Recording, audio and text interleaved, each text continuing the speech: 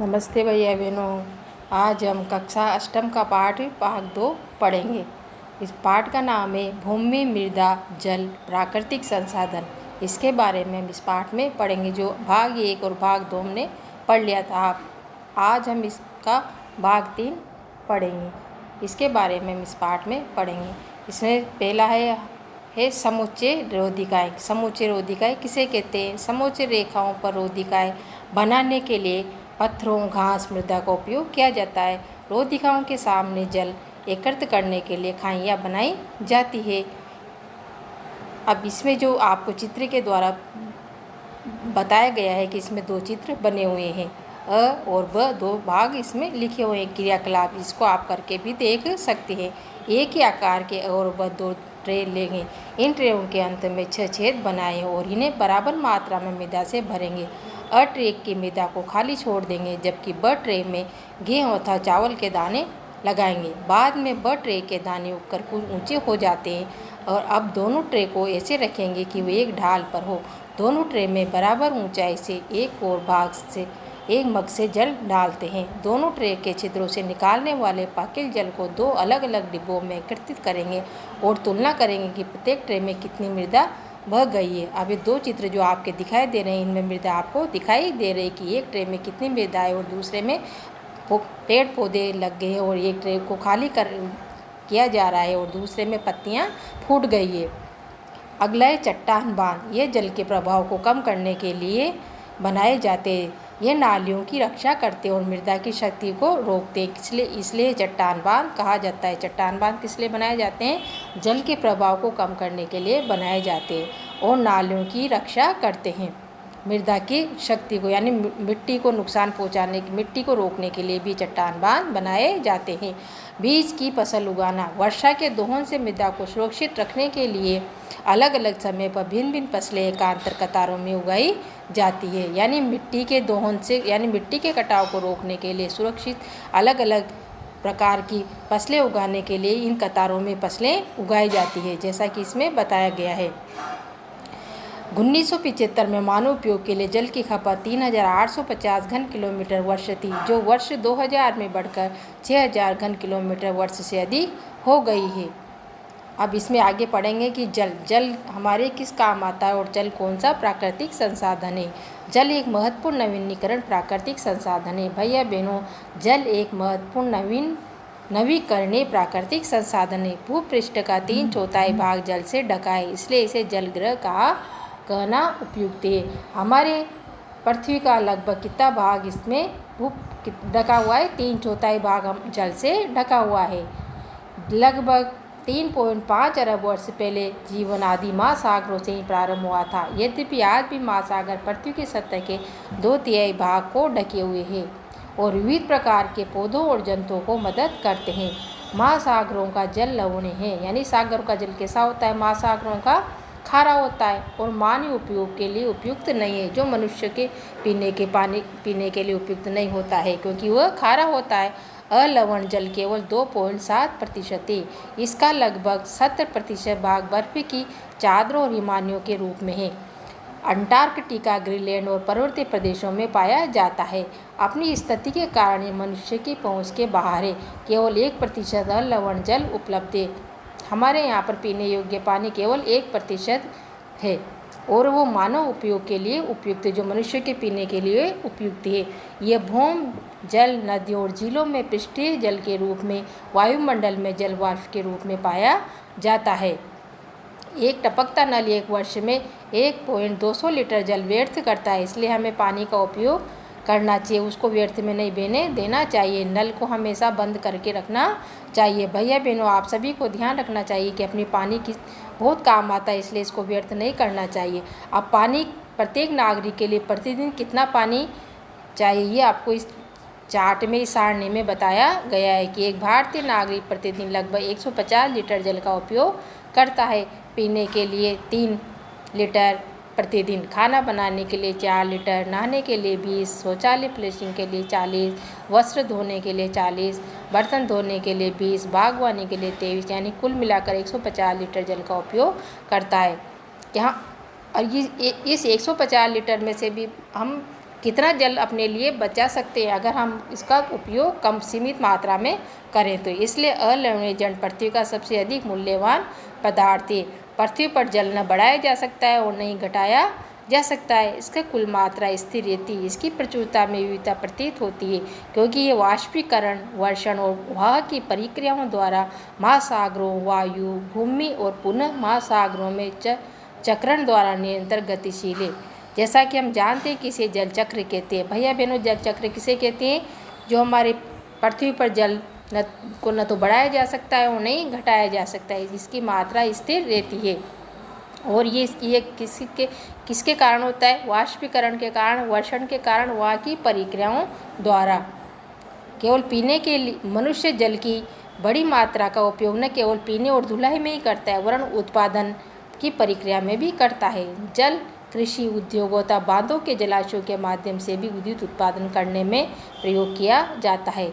जल स्रोतों के सूखने अथवा जल प्रदूषण के कारण अलवणीय जल की आपूर्ति की कमी के मुख्य कारक बढ़ती जनसंख्या, भोजन और नकदी फसलों की बढ़ती मांग, बढ़ता नगरीकरण और बेहतर होता जीवन स्तर है। अपने जल स्रोत सूखने का मुख्य कारण क्या है भैया बहनों? इसके अलवणीय जल की आपूर्ति, यानी जल की आपूर्ति कम हो गई है। जो अच्छा जल है, पीने योग्य जल है, वो उसकी आपूर्ति कम हो गई है। जनसंख्या बढ़ गई है, भोजन और नकदी फसलों की बढ़ती मांग के कारण ये नगरीकरण और बेहतर होता जा रहा है और जीवन स्तर ऊंचा होता जा रहा है। अब पढ़ेंगे हम इसमें आगे जल उपलब्धता की क्या समस्या है। इसके पहले आपको एक चार्ट यहाँ पर जो दिखाई देता है सारणी, उसमें आपको देखना है कि जल बाजार के बारे में। सौराष्ट्र प्रदेश में 1.25 लाख जनसंख्या वाला अमरेली शहर पास के तालुकों के पानी खरीदने के लिए पूर्णतः निर्भर है। अपने यहाँ तो पानी बहुत है, परंतु जो बाहर के जो राज्य हैं, बम्बई, बड़े बड़े महानगर हैं, इनमें पानी बाहर से आता है और उनके द्वारा उपलब्ध कराया जाता है। ये पानी की समस्या है। जल उपलब्धता की क्या क्या समस्या है? विश्व के कई प्रदेशों में जल की कमी है। अधिकांश अफ्रीका, पश्चिमी एशिया, दक्षिणी एशिया, पश्चिमी संयुक्त राज्य अमेरिका के भाग, उत्तर पश्चिमी मेक्सिको, दक्षिणी अमेरिका के भाग और संपूर्ण ऑस्ट्रेलिया अलवणीय जल की आपूर्ति की कमी का सामना कर रहे हैं। ये देश ऐसे जलवायु प्रदेशों में स्थित है जहाँ अक्सर सूखा पड़ता है। इनमें जलाभाव की अधिक समस्या बनी रहती है। इसी प्रकार जल का अभाव मौसमी अथवा वार्षिक वर्षण में विविधता के परिणाम स्वरूप हो सकता है अथवा अति उपयोग और जल स्रोतों के संदूषण के कारण भी जल का अभाव हो सकता है। तो हमने क्या, ये हमारे जल की उपलब्धता की समस्या थी। हम इसमें पढ़ेंगे आगे जल संसाधनों का संरक्षण। जल संसाधन का संरक्षण हमें किस प्रकार करना चाहिए। आज विश्व में शुद्ध तथा पर्याप्त जल स्रोतों तक पहुंचना एक बड़ी समस्या बन गई है। इस क्षीण होते संसाधन के संरक्षण के लिए कदम उठाने चाहिए। यद्यपि जल एक नवीनीकरणीय संसाधन है, जैसा कि मैंने पहले आपको बताया कि जल क्या है, एक नवीकरणीय संसाधन है तथा इसका अति उपयोग और प्रदूषण से इसे उपयोग के लिए अनुपयुक्त बना देते हैं और अशोभित या आंशिक रूप से शोधित वाहिनी मल, कृषि रसायनों का विसर्जन और जल निकायों में औद्योगिक बहिस्राव जल के प्रमुख संदूषक हैं। इनमें शामिल नाइट्रेट, धातुएं और पीड़कनाशी जल को प्रदूषित कर देते हैं। भैया बहनों, जो जल प्रदूषित होता है वो गंदी नालियों का पानी जब बड़ी नालियों में गिरता है और उसमें कहाँ से जाता है वो पानी, बड़ी नालों का पानी जब अच्छी जगह पर जाकर जो पानी होता है उसमें भी वो जल को दूषित कर देता है। इसमें मलमूत्र डालने से, गंदा कचरा डालने से भी जल प्रदूषण होता है। इसमें अधिकांश रसायन अजैव निम्नीकरण होने के कारण जल द्वारा मानव शरीर में पहुंच जाते हैं। इन प्रदूषण को जल निकायों में छोड़ने से पूर्व बहिस्राव को उपयुक्त विधि से शोधित करके जल प्रदूषण नियंत्रण किया जा सकता है। अगर हमें जल को निकाय उनके स्रोतों को ठीक कर देंगे तो उनको प्रदूषण को रोका जा सकता है। वन और अन्य वनस्पति आवरण धरातलीय प्रभावों को भी मंद करते हैं और भूमिगत जल को पुनः पूरित करते हैं। जल संग्रह पृष्ठीय प्रभाव को बचाने की दूसरी विधि है। जल रिसाव को कम करने के लिए खेतों में सिंचित करने वाली नहरों को ठीक से पक्का करना चाहिए और रिसाव और वाष्पीकरण से होने वाले जल क्षति को रोकने के लिए क्षेत्र की स्प्रिंकलरों से सिंचाई करना अधिक प्रभावी विधि से है। खेतों में जो सिंचाई करते हैं वो फुहारे, स्प्रिंकलरों का मतलब फुहारे द्वारा जो सिंचाई होती है उसमें जल की कम आवश्यकता होती है। वाष्पीकरण की अधिक दर वाले शुष्क प्रदेशों में सिंचाई की ड्रिप अथवा टपकन विधि बहुत उपयोगी होती है।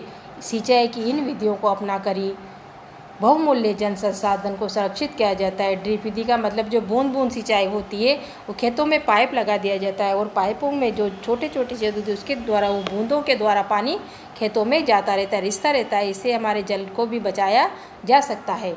अगला इसमें प्राकृतिक वनस्पति और वन्य जीवन। स्कूल से बच्चे हस्तशिल्प प्रदर्शनी में घूम रहे थे। प्रदर्शनी की वस्तुएं देश के भिन्न भिन्न भागों से एकत्रित की गई थी। मोना ने एक थैला हाथ में उठाया और उत्साह से कहा, यह एक सुंदर हैंड बैग है। अध्यापिका ने कहा, हाँ ये जूट से बना है। और क्या आप उन टोकरियों, दीप, छत्रों और कुर्सियों को देखते हैं? वे बेंत और बांस की बनी है। भारत के पूर्वी और उत्तर पूर्वी आर्द्र प्रदेशों में बांस प्रचुर मात्रा में पैदा किया जाता है। जैसी रेशमी स्कार्फ देखकर उत्साहित थी, यह खूबसूरत स्कार्फ देखो। अध्यापिका ने स्पष्ट किया कि रेशम कीटों से प्राप्त किया जाता है, यानी जो अपने जो सामान बनते हैं वो भी किससे बनते हैं? वनस्पतियों से या वन्य जीवन से ही मिलते हैं। अध्यापिका ने स्पष्ट किया कि रेशम के कीटों से प्राप्त किया जाता है। भैया बहनों, जो रेशम के कीड़े पालते हैं उससे रेशम के कीटों से हमें क्या प्राप्त होता है? रेशम प्राप्त होता है, जो शहतूत के पेड़ों पर पाले जाते हैं। शहतूत के पेड़ों पर रेशम के कीड़े पालकर हमें क्या प्राप्त करते हैं? रेशम प्राप्त करते हैं। पौधे हमें अनेक विभिन्न उत्पाद प्रदान करते हैं जिनका उपयोग हम दैनिक जीवन में करते हैं। प्राकृतिक वनस्पति और वन्य जीवन केवल स्थल मंडल, जल मंडल और वायुमंडल के बीच जुड़े एक संकरे क्षेत्र में ही पाए जाते हैं। प्राकृतिक वनस्पति, वन्य जीवन और केवल स्थल मंडल, जल मंडल, वायुमंडल के क्षेत्र में पाए जाते हैं, जिसको हम क्या कहते हैं? जैवमंडल कहते हैं। जैवमंडल में क्या क्या रहते हैं? सभी जातियाँ जीवित रहने के लिए एक दूसरे से परस्पर संबंधित और निर्भर रहती है। इस जीवन आधारित तंत्र को ही पारितंत्र कहते हैं। भैया बहनों, पारितंत्र किसे कहते हैं? जिसमें स्थल मंडल, जैवमंडल और वायुमंडल होते हैं, सभी को मिलकर ही एक दूसरे से संबंध स्थापित करते हैं और इस जीवन पर आधारित तंत्र को हम क्या कहते हैं? पारितंत्र कहते हैं। भैया बहनों, वनस्पति और वन्य जीवन बहुमूल्य संसाधन है। पौधे हमें इमारती लकड़ी देते हैं, प्राणियों को आश्रय देते हैं, ऑक्सीजन उत्पन्न करते हैं जिनसे हम सांस लेते हैं, फसलों को उगाने के लिए आवश्यक मृदा की सुरक्षा करते हैं, रक्षक मेखला के रूप में कार्य करते हैं, भूमिगत जल के संग्रह में सहायता करते हैं, हमें फल, लेटेक्स, तारपीन का तेल, गोंद, औषधि, पौधे और कागज़ प्रदान करते हैं जो हमारे अध्ययन के लिए अत्यधिक आवश्यक है। पौधों के असंख्य उपयोग है, उनमें हम कुछ और भी जोड़ सकते हैं।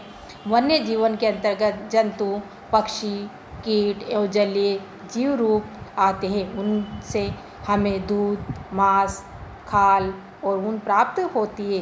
कीट जैसे मधुमक्खी हमें शहद देती है, फूलों के परागण में मदद करती है। पारितंत्र में अपघटक के रूप में एक महत्वपूर्ण भूमिका निभाती है। चिड़िया अपने भोजन के लिए कीटों पर निर्भर है और अपघटों के रूप में कार्य करती है। गिद्ध मृत जीव जंतुओं को खाने के कारण एक अपमार्जक है और पर्यावरण का एक महत्वपूर्ण शोधक समझा जाता है। इसलिए प्राणी चाहे बड़े हो अथवा छोटे, सभी परितंत्र के संतुलन को बनाए रखने के लिए अनिवार्य है। जो भैया बहनों हमने पढ़ा है कि सभी जीव जंतुओं में पर्यावरण को संतुलन को बनाने के लिए आवश्यक है। अब आगे हम पढ़ेंगे कि प्राकृतिक वनस्पति का वितरण। वनस्पति की वृद्धि मुख्य रूप से तापमान और आर्द्रता पर निर्भर करती है। विश्व की वनस्पति और मुख्य प्रकारों को 4 वर्गों में रखा जा सकता है, जैसे वन, घास, स्थल, गुल्म और टुंड्रा। भारी वर्षा वाले क्षेत्रों में विशाल वृक्ष उग सकते हैं। इस प्रकार वन प्रचुर जलापूर्ति वाले क्षेत्रों में ही पाए जाते हैं। जैसे जैसे आर्द्रता कम होती है वैसे वैसे ही वृक्षों का आकार और उनकी सघनता कम हो जाती है। मतलब जैसा भूमि के ज़मीन में जैसी आर्द्रता रहेगी यानी उसमें नमी रहेगी तो उनका वृक्षों का आकार भी बड़ा होता जाएगा और वो घने होते जाएंगे। परंतु जिन वर्षों में जहाँ पर कम वर्षा होती है वहाँ पर सामान्य वर्षा वाले क्षेत्रों में छोटे आकार वाले वृक्ष और घास उगती है, जिससे विश्व के घास स्थलों का निर्माण होता है। कम वर्षा वाले शुष्क प्रदेशों में कटीली झाड़ियाँ और गुल्म उगते हैं। इस प्रकार के क्षेत्रों में पौधों की जड़ें गहरी होती है और वाष्पोत्सर्जन के होने वाली आर्द्रता को हानि को घटाने के लिए इन पेड़ों की पत्तियां कांटेदार और मोमी सतह वाली होती है। शीत यानी ध्रुवीय प्रदेशों में टुंड्रा वनस्पति में मांस और लाइकिन सम्मिलित है। पिछले 2 शताब्दियों में विश्व में जितने लोग थे इसी समय उनसे कहीं अधिक लोग हैं। बढ़ती जनसंख्या के पोषण के लिए फसलों को उगाने के लिए वनों के विशाल क्षेत्रों से वृक्ष काट दिए गए हैं। विश्व भर में वनों का आवरण तेजी से समाप्त हो रहा है। इस बहुमूल्य संसाधन के संरक्षण की हमें तुरंत आवश्यकता है, यानी वनों को बचाने के लिए हमें क्या भरसक प्रयत्न करना चाहिए। अधिक से अधिक हमें पेड़ पौधे लगाने चाहिए। जैसा कि आपको एक चित्र में दिखाई दे रहा है कि वनस्पति वन में आपको अजगर दिखाई दे रहा है। एक नीचे के चित्र में स्कूल में छात्राओं द्वारा वनों पर बनाया गया एक कोलाज बनाया गया है। तीसरा नीचे आपको जो दिखाई दे रहा है कि सुनामी के पश्चात ग्रेट निकोबार के वर्षा प्रचुर वन में क्या क्या क्षति हुई थी। अब इसमें पढ़ेंगे प्राकृतिक वनस्पति और वन्य जीवन का संरक्षण किस प्रकार होता है, दोनों में किस प्रकार घनिष्ठता रहती है। वन हमारी संपदा है भैया बहनों, वन हमारी संपदा है। पौधे और जंतुओं को आश्रय प्रदान करते हैं और साथ ही पारितंत्र को अनुरक्षित रखते हैं। जलवायु में परिवर्तन और मानव हस्तक्षेप के कारण पौधों और जंतुओं के प्राकृतिक आवास नष्ट हो सकते हैं। बहुत सी जातियां असुरक्षित अथवा संकटापन्न और कुछ लुप्त होने के कगार पर है। वनोन्मूलन, मृदा अपरदन, निर्माण कार्य, दावानल और भूस्खलन में से कुछ मानव और प्राकृतिक कारण हैं जो मिलकर इन महत्वपूर्ण प्राकृतिक संसाधनों के लुप्त होने की प्रक्रिया को बढ़ावा देते हैं। आज की मुख्य चिंताओं में से एक अनाधिकार शिकार करने की संख्या का बढ़ना है, जिससे कुछ खास प्रजातियों की संख्या में तेजी से कमी आई है। पशु खाल, चमड़ा, नाखून, दांत और पंखों के साथ साथ सींगों के एकत्रीकरण और गैर कानूनी व्यापार के लिए भी जंतुओं का अनाधिकरण शिकार किया गया है। भैया बहनों, इनमें से कुछ जंतु चीता, शेर, हाथी, ब्लैक बग, मगरमच्छ, दरियाई घोड़ा, हिम तेंदुआ, शुतुरमुर्ग और मोर है। इनका संरक्षण जागरूकता बढ़ाकर किया जा सकता है। राष्ट्रीय उद्यान, वन्य जीव अभयारण्य, जैव मंडल नीचे हमारी प्राकृतिक वनस्पति और वन्य जीवन को सुरक्षित रखने के लिए बनाए जाते हैं। संकरी घाटियों, झीलों और आर्द्र भूमि का संरक्षण मूल्यवान संसाधन नष्ट होने से बचाने के लिए आवश्यक है। धन्यवाद। इसका भाग 3 हम अगले पाठ में पढ़ेंगे।